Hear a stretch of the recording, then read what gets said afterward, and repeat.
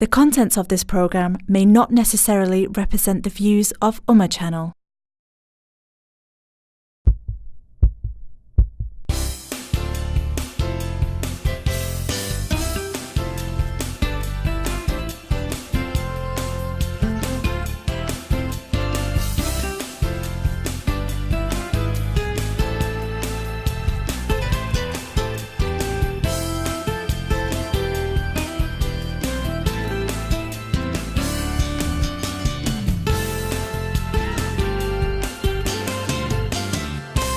Mrs रसूल बड़ी ज़बरदस्त कॉन्फ्रेंस हो रही है, इसका मकसद क्या है जी?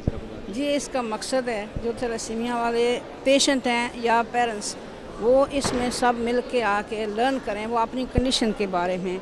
वो जब इधर आते हैं ना दूसरे पेशेंट और पेरेंट्स को देखते हैं तो उनको हौसला अफजाई हो जाती है कि ये मैं ही सिर्फ इस प्रॉब्लम में नहीं हूँ, और भी लोग बहुत हैं। तो ये है हमारी 16वीं कॉन्फ्रेंस, थैलेसीमिया की 16वीं कॉन्फ्रेंस है।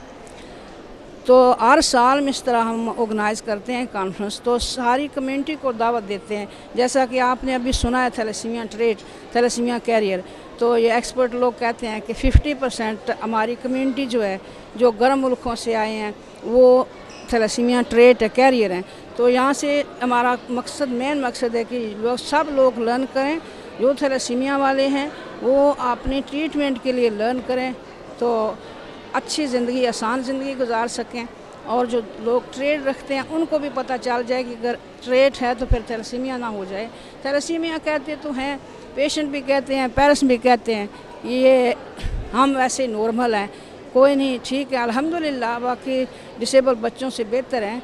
मगर अगर खून ना लवाएं तो वो ज़िंदा तो नहीं रह सकते, ना ही उनमें कोई हिम्मत होती है कुछ भी कोई काम करने की। तो इसलिए ये बहुत ज़रूरी है कि इस तरह की कॉन्फ्रेंस में लोग आए, हम इनवाइट करते हैं सबको। अल्लाह करे तो सब में जो पेशेंट हैं उनकी ज़िंदगी आसान हो। आमीन। और पेरेंट्स जो है लर्न करें, ये भी नॉलेज है तो लर्न करने में कोई नहीं है। आज तकरीबन 200। Thank you very much ji. Thank you.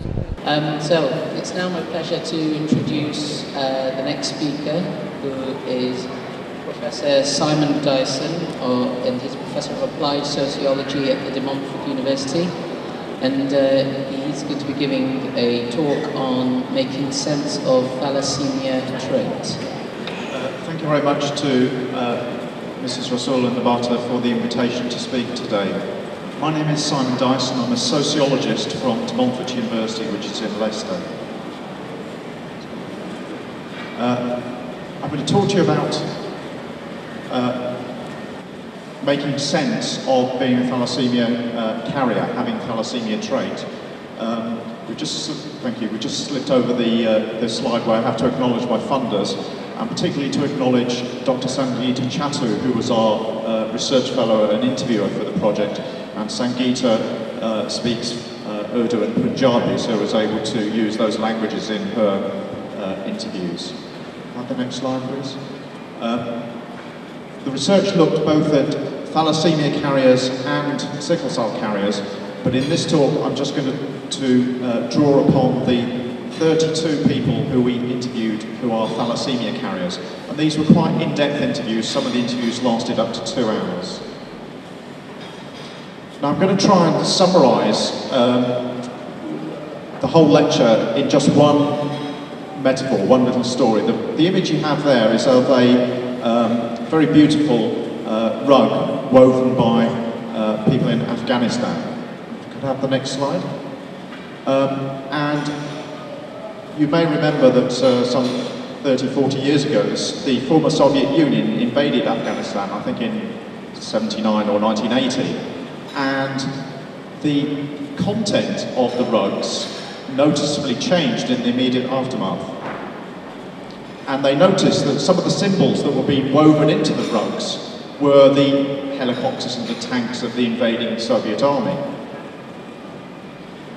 And I'm going to suggest that what people do when they're told they're a thalassemia carrier or have thalassemia trait is a bit like that.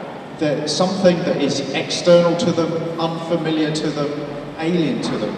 They have to find a way of incorporating that information into their lives, of weaving it into their everyday practices. Another way that we can say that is that people have to take the information that they're a thalassemia carrier and weave stories or weave that into their life history, their life story. Now the problem is that in English the phrase telling stories has sometimes got a very negative connotation. It's as if people who tell stories are somehow telling things that are untrue, and that's absolutely not the case with what I'm trying to say here. Not least because professionals tell stories too, and go back over 30, 40 years to classic sociological studies which look at how professionals, when they're arguing about a boundary dispute between two different professions, say between medicine and law, that they tell something that sociologists call atrocity stories or horror stories of the other professionals in order to informally assert their authority over that other professional group. So it's not just that only people out in the community who tell stories, we all tell stories. It's an intimate part of who we are as human beings. And what I want to suggest is that in the interviews that we conducted with people who have thalassemia trait, people who are thalassemia carriers, they make sense of that information in three different ways, and they have to make sense of that, as I say, in three different ways. First of all, in relation to their own body. Secondly, in relation to key people around them, particularly their family. And thirdly, in relation to wider society, the broader society in which they live. Now, there are two ways of communicating the idea of having thalassemia trait. You are a thalassemia carrier. That diagram, the 1 in 4 chance in each pregnancy of having a child with thalassemia major, or you have thalassemia trait. And I'm sure that, on the whole, the health professionals would like you to hear the thalassemia carrier and the genetic reproductive consequences of being someone with thalassemia trait, rather than to focus on the fact that someone with thalassemia trait may have slightly smaller than usual red blood cells and may be slightly anemic. However, I think that what people hear is the reverse. They're much more likely to latch onto the idea that if they have thalassemia trait, their red blood cells are slightly smaller than usual and they're anemic, and not to hear the information about being a thalassemia carrier, about the genetic reproductive implications. Sorry, can we go back one slide? Thank you. And to try and understand why that's important, we have to think about the relationship between ourselves and our bodies. If I was to say that I've got a terrible pain in my knee and the doctor told me that I was developing, I was getting old and I was developing arthritis, I would not be very happy with my body. I feel that my body was letting me down. I wouldn't want to own my body. It's something, I'd be thinking it was something separate from me, something separate from my own identity. It's not me. I go to the gym. I'm not someone who has pain and can't walk. On the other hand, if I was playing in the World Cup for England, and goodness knows somebody ought to be, and if I was to score a wonderful goal and got injured in the process of scoring that goal, I might have just as much pain in my knee, but I'd actually be quite proud of my body. I'd feel at ease with my body. And that's something that I think that people who have thalassemia trait need to be able to feel. They need to feel at ease with the fact that they've got slightly smaller red blood cells and are slightly anemic. So I'm only going to draw on two different respondents in this talk, WP45 and MP46. I'll just woman participant number 45 and man participant number 46. I haven't given them names yet. But this is a Mediterranean thalassemia carrier couple who were interviewed separately. And the man shows that in his story, he's become reconciled to owning his physical symptoms. He's come to a happy place where he can say, yes, I have thalassemia traits. He says, it's just a part of me that I accept. You have paleness, or you feel like I'm feeling a bit lower on energy levels. It's just part of me. And He accepts it's part of him.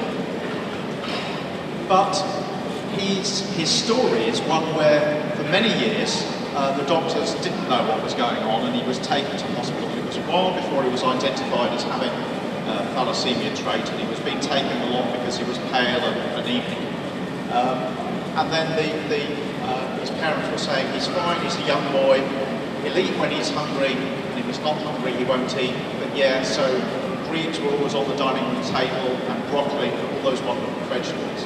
And so they're linking it into their family life. The giving of food in a family is very akin to the giving of love. And in this case, the giving of love means that he's got to eat up his broccoli and all his green vegetables that are very healthy for him.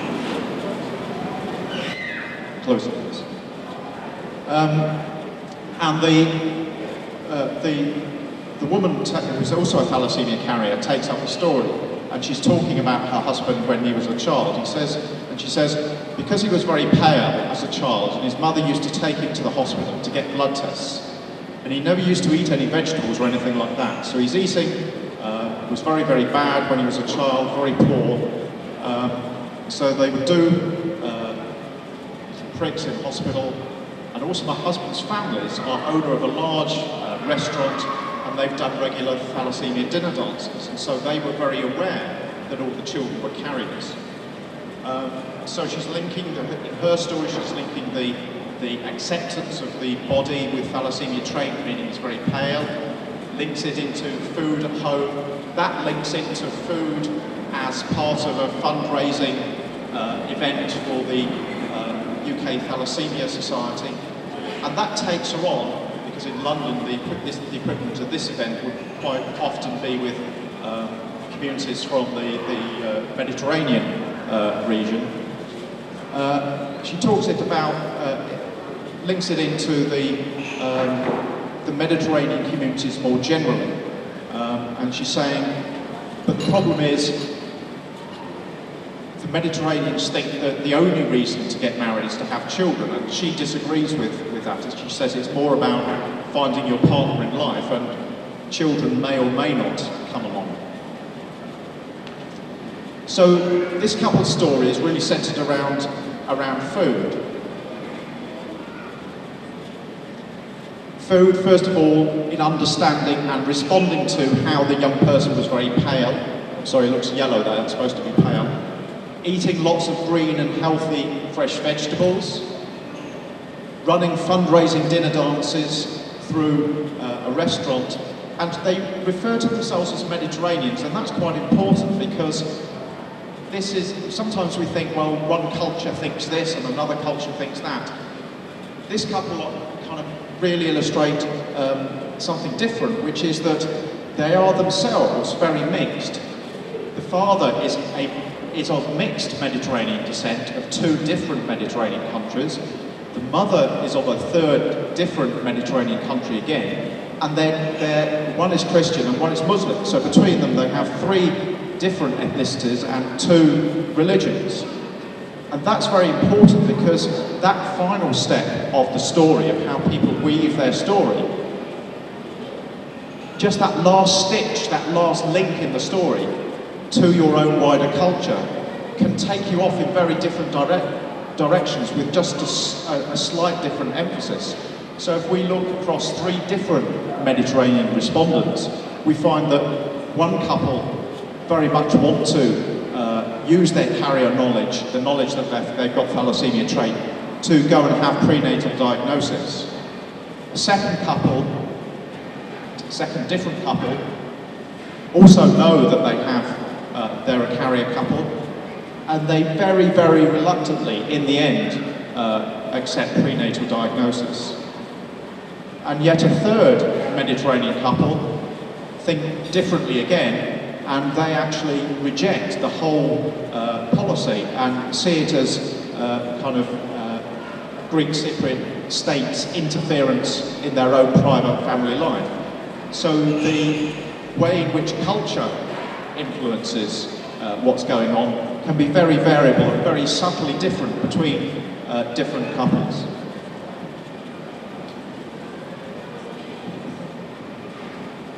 The second person I'm going to draw upon is a woman who's of Pakistani Muslim descent, and she talks about having thalassemia trait, lacking energy, being very intolerant of foods that she previously ate, and also suffering from diarrhea when she is given iron supplements by her GP. And that's something I'll come back to perhaps in the conclusion, that we need to think about those who are thalassemia traits in terms of health advice. But she as well has become reconciled. She accepts her thalassemia trait, and one of the ways we can see that is that she's very happy to show people her card stating that she has got a thalassemia trait. I'm sorry, I have to just read my notes for this next one.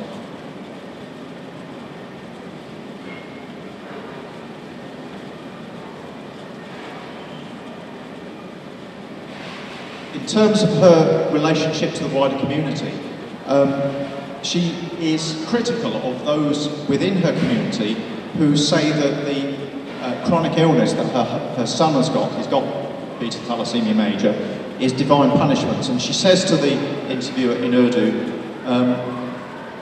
they say that you're being punished for something you did wrong. That's not a nice thing to say. I really hate this type of remark.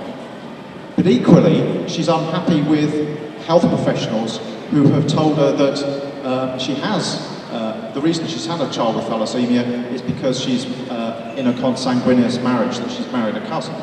And she says, well, that doesn't make any sense because I know perfectly well that there are people in consanguineous marriages who have children who don't have thalassemia, and I know people who are in consanguineous marriages and who are not in consanguineous marriages and don't have, and yet they have children with thalassemia. She talks about the way her own parents as cousins married, and she says, Mum was married to someone else and he passed away, and then they got married because she was only one child. She had one brother and he died, and my mum was like alone, the only child, and then my dad kind of took pity or whatever he called it. But he said, that's why I wanted to marry your mum, just to look after her. So there was a real sense in which that particular marriage was, if you like, stitching back together the social fabric. It was mending something that had appeared broken. And she's facing a lot of problems, this particular respondent. She's got the, if you like, the weight of the world on her shoulders, and she tells a story about how at her family wedding, the whole floor, there were so many people gathered for the family wedding that the actual floor gave way and they fell down into the floor below. But all the while she's talking about learning to care for her child with thalassemia major. She's kind of learning by practice. She's learning as they're both growing. They're learning how to be together. And she ends up saying, I'm very blessed that I have my children. And he, her son with beta thalassemia major, is a fine young man. He's turned out to be a fine young person.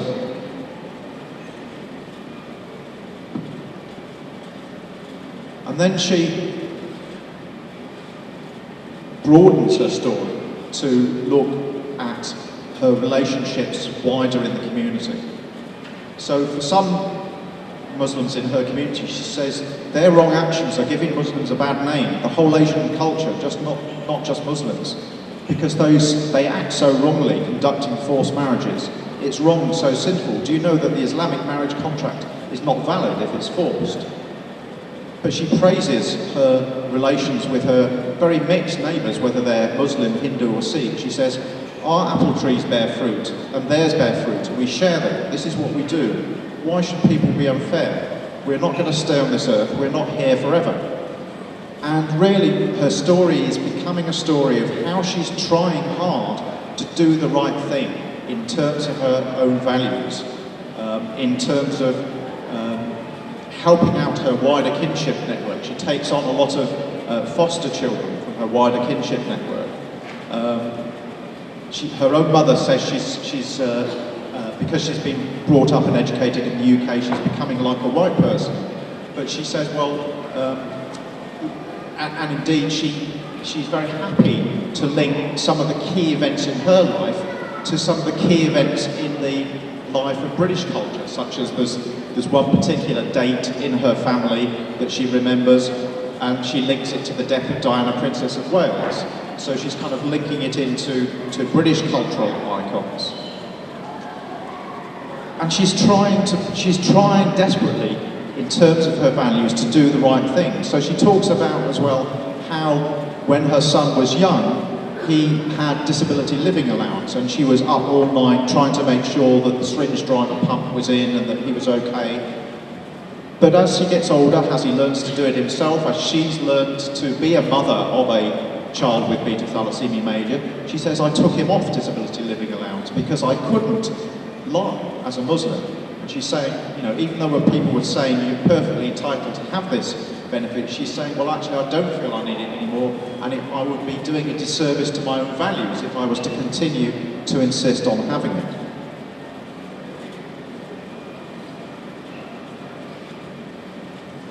And as I say, part of her story and part of the stories of many of the people who are living with thalassemia trait are stories about how they're trying to do the right thing, how they're trying to lead an ethical life.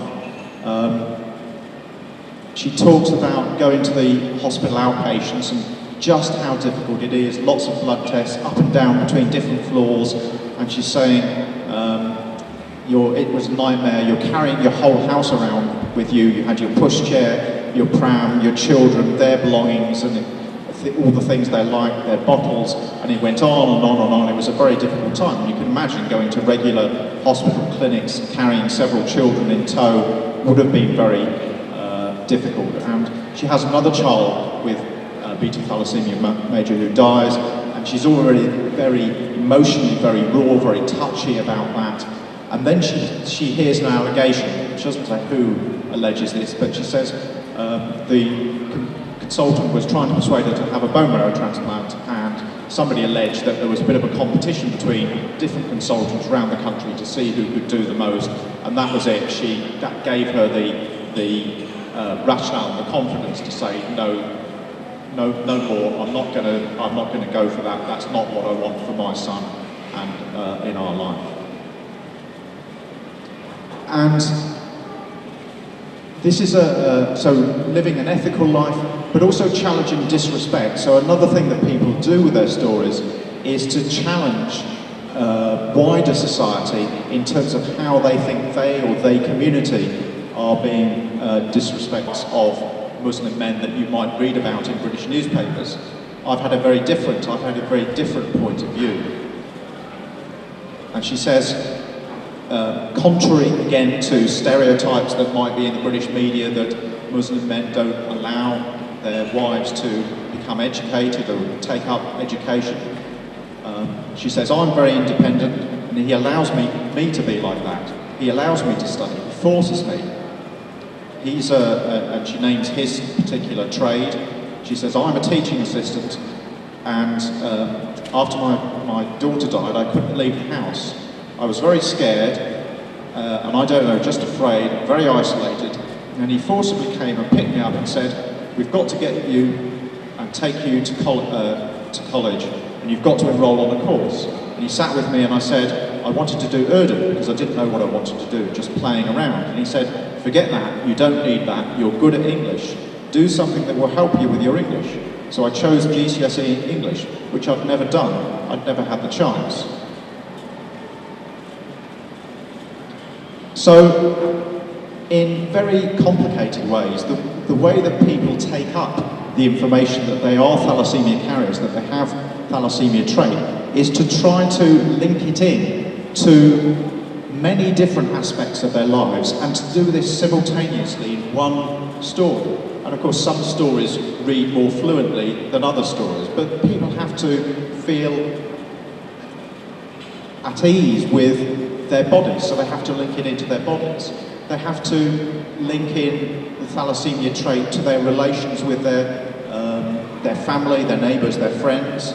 They have to link it into their wider community, whether that's a religious or an ethnic community. they try to use the stories to work through ethical issues. Who am I, and how am I going to lead a good life?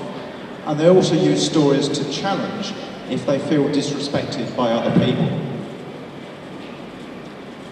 Now it's very difficult from what is quite a complicated set of stories to draw out some practical recommendations, but I've tried to look at one or two ideas. First of all, technical patterns of genetic inheritance, but they're actually working with quite complex sets of ideas and knowledges in putting together their stories. The second thing that I think we need to do is to recognise that people who have thalassemia trait, people who are thalassemia carriers, who are not part of a carrier couple, still need some information and some reassurance. And a number of those with thalassemia trait said that they need prescribed iron medication by their GP. I'm not sure that's necessarily appropriate or helpful, but we do need some expertise-driven profession. It involves moral judgments and moral knowledge as well. And so people have been saying for years, well, could we move that testing out of the pre-antenatal clinic and into schools? And the huge variety of different opinions. Some would be educating children as young as 6, some didn't want to educate young people until they were 21, some thought everybody ought to be tested compulsory, others thought it ought to be voluntary, others thought it should be minority ethnic groups only, others thought it ought to be everybody.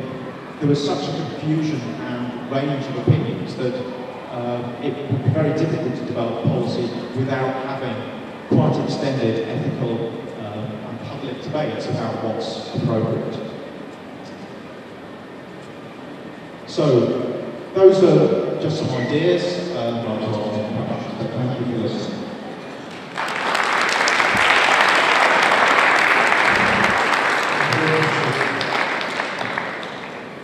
And the other thing is that it doesn't cure the problem. All it does is it helps the testes to produce sperm while the man's having those injections. So it's actually it's quite difficult treatment. It goes on for a very long time. It's quite expensive. Prevention के हवाले से हमारे लिए सबसे sensible ये काम है कि हम शादी करने से पहले हम टेस्ट करें थैलेसीमिया ट्रेट के लिए, और हम अपना जो बच्चा थैलेसीमिया ट्रेट है हम उनको नॉन ट्रेट बच्चे के साथ शादी करें। जो हमारा नॉन ट्रेट बच्चा है तो ट्रेट के साथ शादी करने में कोई मसला नहीं है। ट्रेट काफ़ी है, लेकिन फुल ब्लोन डिसीज़ जो है वो भी एटलीस्ट 26-27 लोग होंगे लीड्स में, और 45 और 50 के करीब हैं ब्रैडफोर्ड में।